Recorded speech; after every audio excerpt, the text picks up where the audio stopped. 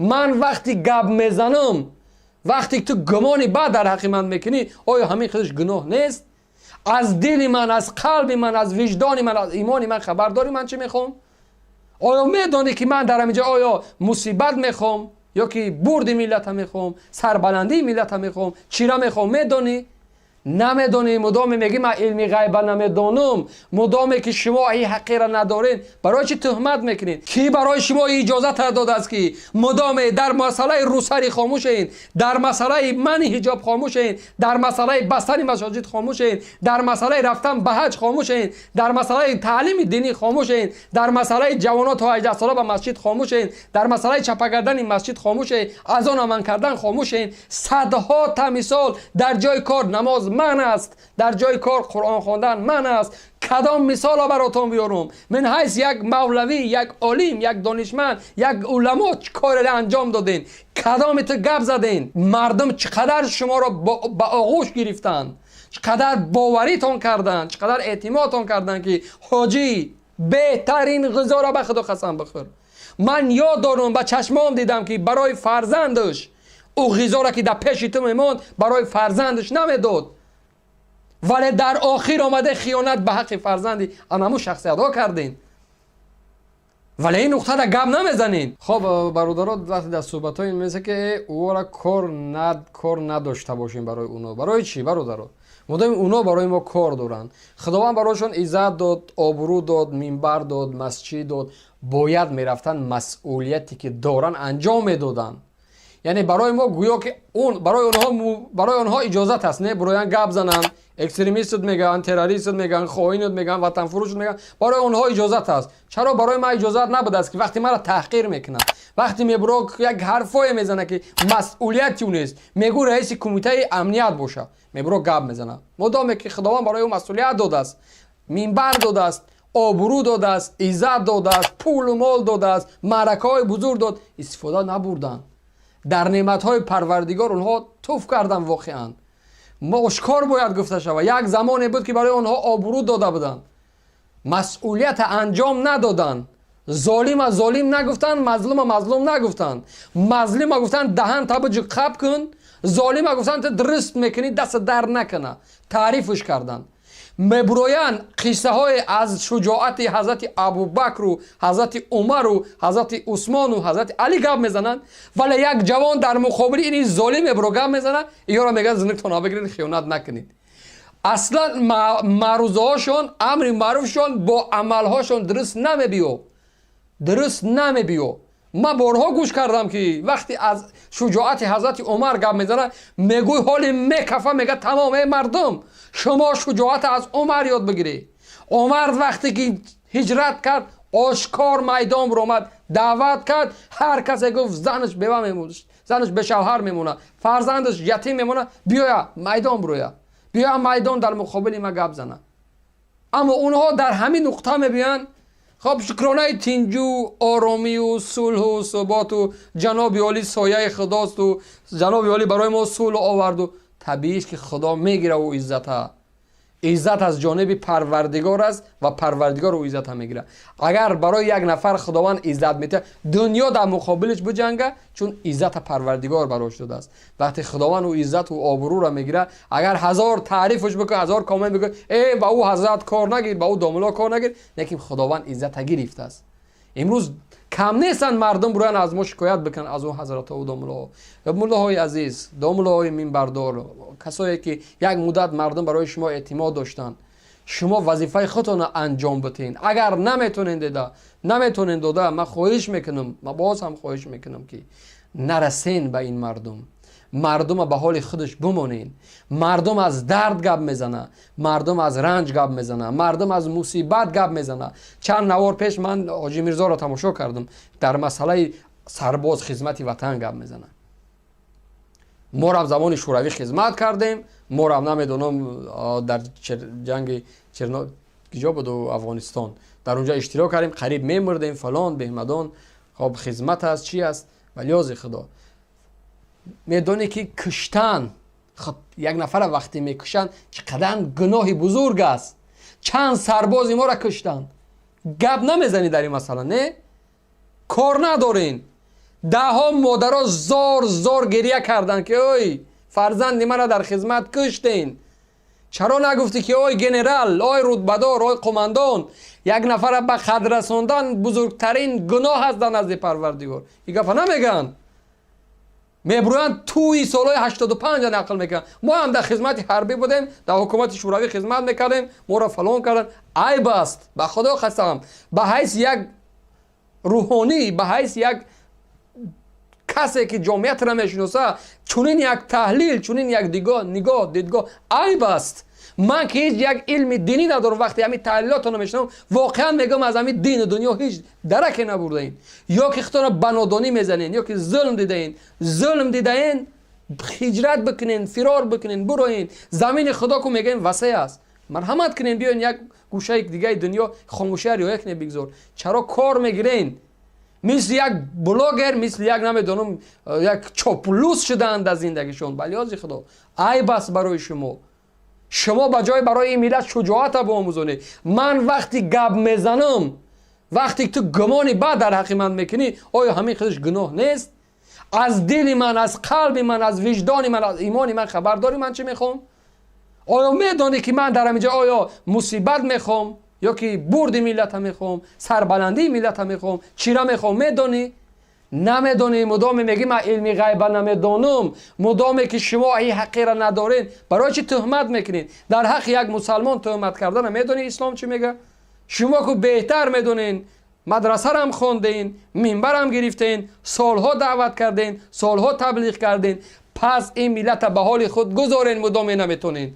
مسئولیت شما بود. زمان رحمانوف مادر این ملت تحقیر کرد. زمان در تلویزیون و رادیو تمامی آن فساد، تمامی آن بدبختی را، تمامی آن احمقی که در تلویزیون و رادیوشون نشان دادن خاموش بودین. مسئولیت شما بود، گپ نزدین.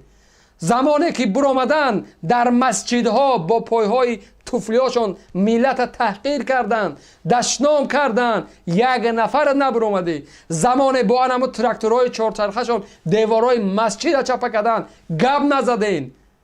زمان جوان از تا 18 ساله به مسجد رفتن من کردن، گپ نزدین. شما کارتون چی؟ پس به من، به وای، به آن، به دیگران کار شما چی؟ مسئولیت خودتون در نزد وجدانتون انجام نمیتین. شما را کی اجازه داده است؟ کی برای شما اجازه داده است که مدام در مسئله روسری خاموشین، در مسئله منع حجاب خاموشین، در مسئله بستن مساجد خاموشین، در مسئله رفتن به حج خاموشین، در مسئله تعلیم دینی خاموشین، در مسئله جوانان تا 18 ساله به مسجد خاموشین، در مسئله چپه کردن مسجد خاموشین، از آن امن کردن خاموشین. صدها تا مثال. در جای کار نماز منع است، در جای کار قرآن خواندن منع است. کدام مثال براتون بیارم؟ من حیث یک مولوی، یک عالم، یک دانشمند، یک علما کار را انجام دادین؟ کدام تو گپ زدین؟ میبروین امروز روز تابگره، شما خائنای وطن، شما جنگ میخواین. سالی 91 92 از چاپلوس دیده هیچ بدبختی بدی نداره شما دیگر. هر قاطی که میبینم به خدا قسم علمو میکنه که مردم چقدر شما را با آغوش گرفتن، چقدر باوریتون کردن، چقدر اعتمادتون کردن که حاجی بهترین غذا را به خدا قسم بخور. من یاد دارم، به چشمام دیدم که برای فرزندش او غذا را که در پیش تو میموند برای فرزندش نمیداد، ولی در آخر آمده خیانت به حق فرزندی انمو شخصیت ها کردین. ولی این نقطه را گپ نمیزنین. اما سرباز گپ میزنه برآمده است سال 43 سال 97 و 57 و 28 خدمت حربی خش گپ بزنه که ما در حکومت شوروی چیکار کردیم. تو یک بار چنگ بزن، یک نفر خدمت به خاطر دفاع وطن میره در خانه یک پلکان، یک گنرال، یک رئیس گاوبانی میکنه، کارتشکابانی میکنه، شوفیار زن او است، شوفیار خانم او است، شوفیار خواهر او است. آیا همین از خدمت به وطن کردن؟ قصه از پیامبر میکنین، سرگذشت پیامبر میگه، هجرت میکنین، وطنداری میکنین. آیا همین است؟ معیوب میبرن در خدمت تجاوز میکنن. میفهمین؟ میگی گپ نزنی، یا شخصای واقعا یک شخصای وطنی هستن، بیاین ما همیرا دخالت نکنیم. ما نیم برای خودشون، با زندگی خودشون، اما خط قرمز میگذارن. پیش از همین برنامه من یک نوار تماشا داشتم. پیش این همین استودیوش نشستم، نوار از پیشم برام است. اون مولوی قدر ریشش در زمین میرسه چی میگه؟ بس کنین نمیتونین. گر بدل ذوق نداری سینه جنبانی چی سود؟ در دلت ذوق امر نداری. قصه های وقتی از تاریخی صحابه هایی که عمرشون به جهاد و به جنگ و به دعوت گذشته گپ میزنن، ناله میکنن، داد میگن، اما امروز وقتی میبرای مصیبت هم میبینی خاموشی. چرا یک بار وقتی زنها را میبرند پیش اینها دستاشون پیش بر، پیش ژرنوسکی، پیش یک نمیدونم ارمیان، پیش یک روس، پیش یک اروپایی، پیش یک نمیدونم امریکایی، زنها را اوریان میبرند، چرا شما گپ نمیزنین؟ علمایین، برای چی گپ نمیزنین؟ برای چی خاموشین؟ وظیفه شما چی است؟ این قدر توقع گوش پیچان بزنین؟ چی از وظیفتون؟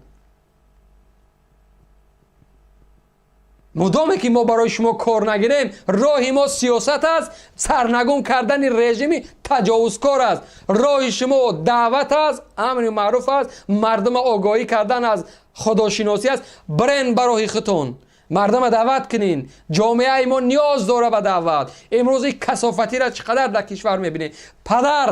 پدر فرزندش تجاوز میکنه، گناه شما است. شما مسئولیت اساسی را گذاشتین با دیگران، برآمدین دومی کیم کدام یک سیاستمدار را میخواهید، دومی یک مخالف را میخواهید. ولی وظیفه شما است که جامعه چرا به کثافی رفته است؟